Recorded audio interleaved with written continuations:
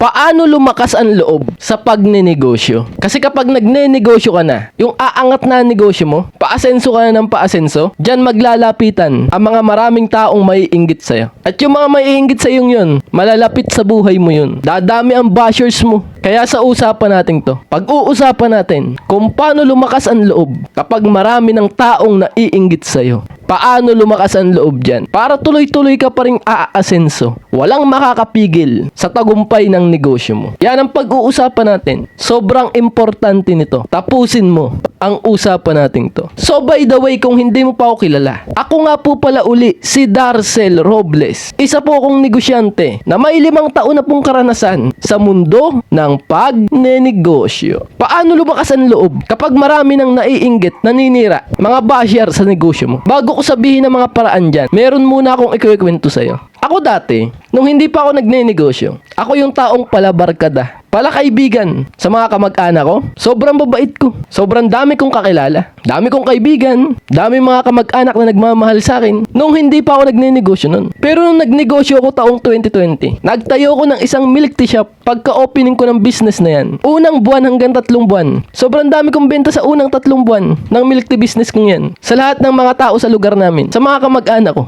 Ako pa lang ang sumubok ng ganong negosyo. At pumaldo ko sa unang buwan hanggang 3 buwan ng negosyo kong yun. So lahat ng mga kamag-anak ko, mga kaibigan ko, nung nakitang dumadami ang benta ko, nagsisilayuan na sila sa akin. Tapos yung iba ko mga kamag-anak, may maririnig ka. Sasabihin niyang milk tea mo madumi. Sinisiraan ang negosyo mo. Iyon na nangyari sa akin problema dati. Sobrang sakit sa akin nun. Wala ka namang ginagawa. Nagnenegosyo ka lang. Ginagawa mo lang para maabot mo yung pangarap mo. Pero yung negosyo mo sisiraan. Yung dating kaibigan mo laging kainuman mo. Sasabihin sa'yo, ibang tao na yan. Mayabang na yan. Pag tumatanggi ka sa mga presyo ka muna. Pag tumanggi ka doon, sasabihan ka doon. Yun na nangyari sa akin dati. Dumami ang mga basher ko. Mga naiinggit yun. Kasi nagmumukha silang walang kwenta. Kasi nagagawa mo na yung mga bagay na pangarap nila. Naunahan sila ng takot kaya hindi nila nagawa. Ikaw nagawa mo. At takot silang umasenso ka. Kaya dumami ang basher ko nun. At malalapit sa buhay ko yun. Yung dating marami akong kaibigan, naubos yun. Tapos yung milk tea business ko nung nalugi yun, wala ni isa. Tsaka kilala ko, ang tumulong sa akin. Pero alam mo ang ginawa ko?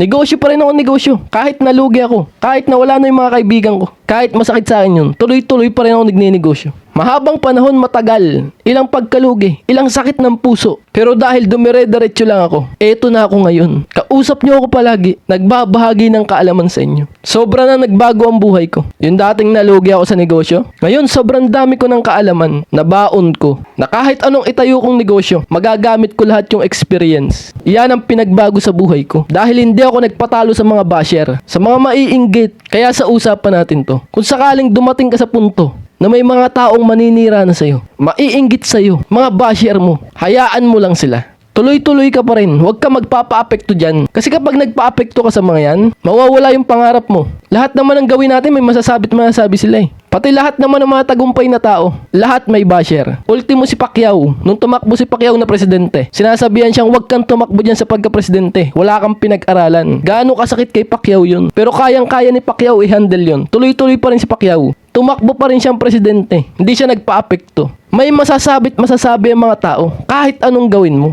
Pero kapag nagpa-apekto ka sa nila, sa mga basher, sa mga maiinggit sa'yo, kawawa ang utak mo dyan, madidepress ka dyan, susuko ka sa pagnenegosyo mo. Yung pangarap mo, guguho. Yun ang ayaw ko. Kaya sinasabi ko sa'yo to, na huwag ka magpapa-apekto sa kanila. Kasi naniniwala ako, yung mga basher na yan, naiinggit sila. Kaya binabash ka. Kasi hindi nila kayang gawin yun eh. Kasi yung bagay na ginagawa mo, pangarap nilang gawin. Kaso nauunahan sila ng takot. Kaya ang gagawin na lang nila, ibabash ka para hindi ka umangat. Para hindi ka umasenso. Para pare-parehas lang kayo sa baba. Yun ang pinaniniwalaan ko. Naiinggit sila. Kaya titiranin ka. Tutuligsain ka. Ibabash ka. Huwag ka magpapa-apekto sa kanila. Kasi ang kalaban natin dito, yung pangarap mong maging matagumpay na negosyante. Yung pangarap mong yon na mabigyan ng magandang buhay ang pamilya mo, masisira yun. Mawawasak yun. Guguho yun. Kapag nagpa-apekto ka sa mga basher, sa mga maiinggit sa'yo, sa mga maririnig mong sasabihin sa'yo ng ibang tao, iyan ang kalaban natin. Ang gumuho ang pangarap mo. Darating at darating ka dyan. Naniniwala ko lalago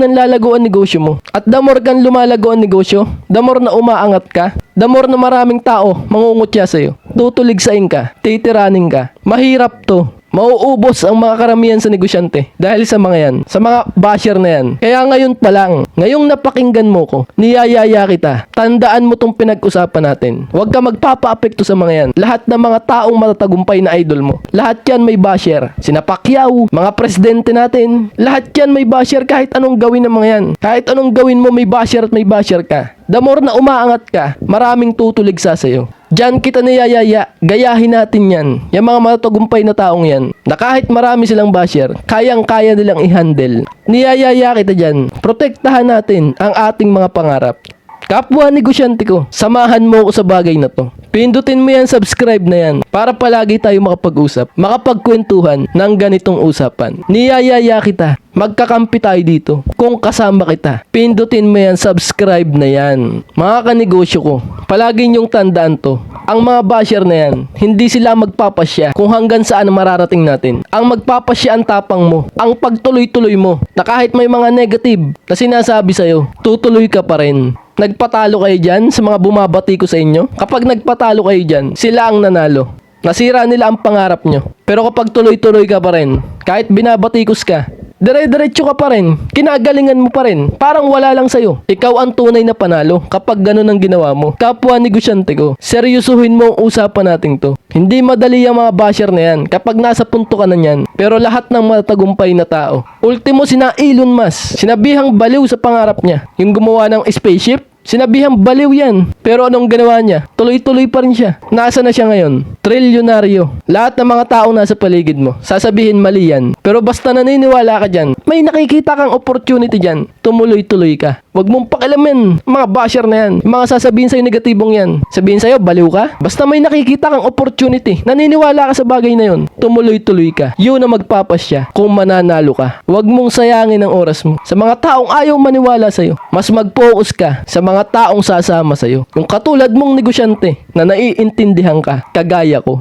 Lahat ng pangungutya, dahil naiinggit sila, gamitin nyo silang inspirasyon para mas lalong palakihin ang inyong negosyo. Kapwa negosyante ko, darating ang araw, yung mga taong mangungutya sa inyo, mapasabi na lang sila, paano mo nagawa yung mga dating pinagtatawanan nila? Katulad ni Elon Musk, katulad ni Steve Jobs, mga sinasabihang baliw dati sa mga pangarap nila, pero nasa na sila ngayon? Yan din ang gusto kong iwan sa'yo. Huwag kang magpapa-apekto sa negatibong sasabihin nila. Kasi lahat naman ng tao, may masasabi't masasabi kahit anong gawin natin. Basta maniwala ka lang, palakihin mo lalo ang negosyo mo, pagandahin mo lalo ang serbisyo sa customer, tatagumpay at magtatagumpayan. Ang basher ay pansamantala lang, pero ang tagumpay na yan, kapag nakuha mo yan, habang buhay na yan. Maraming salamat po sa ating magandang usapang to. Alam ko na gustuhan mo usapan natin to. Pindutin mo naman yung subscribe na yan. Like mo na rin ang bidyong to. Share mo na rin ang bidyong to. I-share mo ang bidyong to. Pindutin mo yan, like na yan.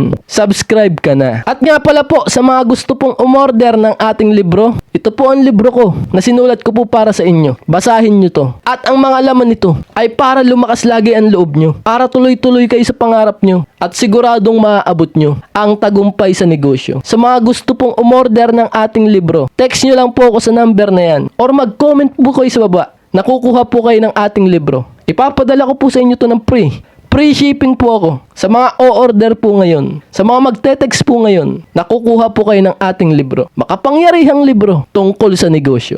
Text nyo lang po ako or tawagan nyo po ako sa mga gusto pong umorder ng ating libro. At nga pala po, ako po ay nagtuturo kung paano gumaling sa pagbebenta na kahit mahal ang binebenta mo, kayang-kaya mo yung ibenta. Kapag malaki ang tubo mo, mas mabilis aasenso ang negosyo mo. So, kailangan mong gumaling magbenta. At yan ang ituturo ko sa iyo. Tuturuan kita ng mabangis na pagbebenta. Kahit lupa ang ibenta mo, kahit kotse ang ibenta mo, yung mga mahal na items na yan, kayang-kaya mo yung ibenta. Kung gusto mong malaman ang sekreto ko dyan sa mabangis na pagbebenta, na kahit mahal ang binebenta mo, kahit triple ang tubo ng binebenta mo, kayang-kaya mo yung ibenta. Kung gusto mong malaman ang sekreto ko dyan, mag-enroll ka na ngayon pa lang. Tawagan mo lang ako sa number na yan at sabihin mo, sasali ka, magpapaturo ka. 2 linggo kitang tuturuan ng mabangis na pagbebenta na kahit mahal ang binebenta mo, kayang-kaya mong ibenta. Kapag malaki ang tubo mo sa binebenta mo, bibilis ang paglaki ng negosyo mo. Yan ang ituturo ko sa'yo. 2 linggo. Kapag gumaling ka sa pagbebenta,